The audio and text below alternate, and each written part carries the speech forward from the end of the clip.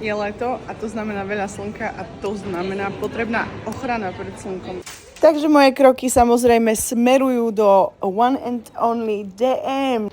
Ukážeme si tu nejaké budget-friendly produktíky, takže poďme na to. Sme v sekcii opaľováky a toto je môj prvý tip, pretože sa ľahko aplikuje a takisto reaplikuje. Môžete si to aplikovať aj na pokožku hlavy alebo teda na tvár. Jednoducho z 15 cm nastriekate. Toto je vlastne taká hmla alebo taký sprej. Výborná vec.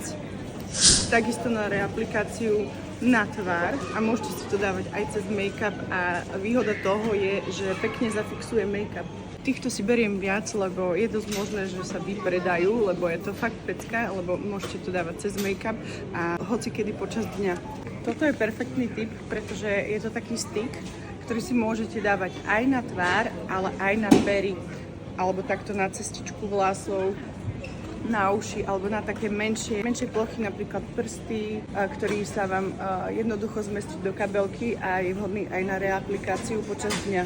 Ak idete na dovolenku, toto je tiež super tip, pretože sa vám to zmestí do kabelky. Viete to zobrať teda aj do lietadla, pretože to má len 50 ml. Toto vám urobí úplne nádhernú pokožku po opaľovaní. Má to v sebe také trblietky a vlastne dávate si to po opaľovaní a má to v sebe taký jemný pigment, čiže vám podporí to opálenie.